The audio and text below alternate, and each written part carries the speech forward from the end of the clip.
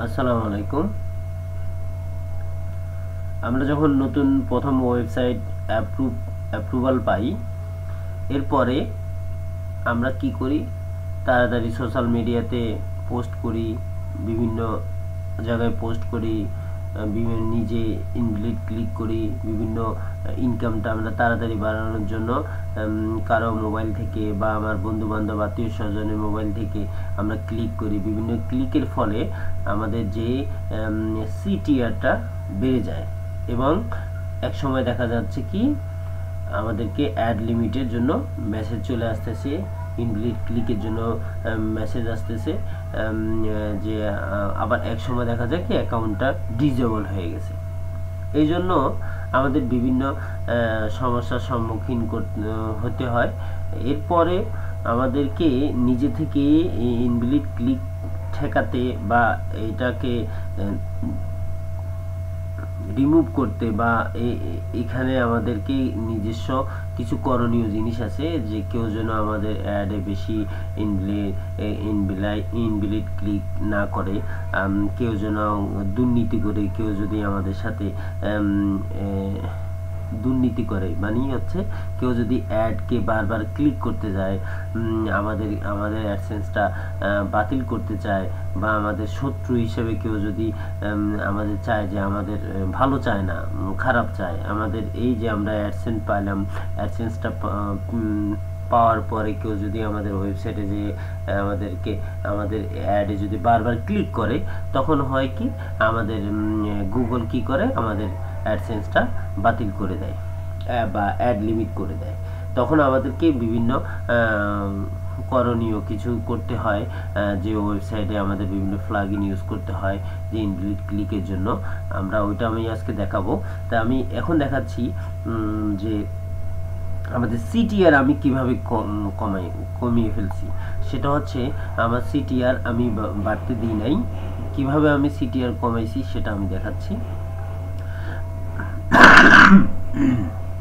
আচ্ছা, আমি যদি এখান থেকে রিপোর্টে যাই, সিটিআর অ্যাকচুয়ালি আপনারা দেখবেন, এখান থেকে দেখবেন না,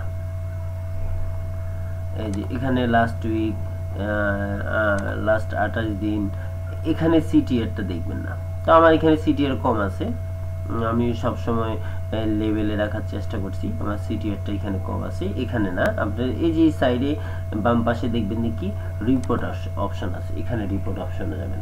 রিপোর্ট অপশনে যাওয়ার পরে এখানে যদি আপনার সিটিআরটা না শো করে, তখন আপনি কি করবেন, এই যে এখানে যে পেন্সিল আইকনটা আছে এখানে যাবেন। এখানে যাওয়ার পরে এই দেখেন এখানে বিভিন্ন ইনফরমেশন আছে, বিভিন্ন কিছু আছে, এখান থেকে আপনি এই সিটিআরটা ক্লিক করে অ্যাপ্লাই করে দিবেন। সিটিআরটা ক্লিক করে অ্যাপ্লাই করে দেওয়ার পরে আপনি সিটিআরটা এখানে দেখতে পাবেন। আমি যদি এখন সিটিআরে ক্লিক করে দিই, এখন সিটিআরটা আমার এখানে যে লাল চিহ্ন, সিটিআরটা কিভাবে উঠছে আবার কিভাবে নামছে, হ্যাঁ, এভাবে সিটিআরটা আপনি ডিল করতে পারবেন। আমি সিটিআরটা দেখাচ্ছি, এই যে সিটিআরটা দেখেন, আমার সিটিআর এখানে আস্তে আস্তে আস্তে আস্তে কমতে আছে, মানে বেশি আমি বাড়তে দিই নাই, মানে আমি একটা অ্যাকুরেট জায়গায় রাখছি যেন সিটিআরটা আমার হাই না হয়। এভাবে আপনি আপনার ওয়েবসাইটে সিটিআর সবসময় দেখে, আমার এই সিটিআর অনেক কম, টোটালি অনেক কম।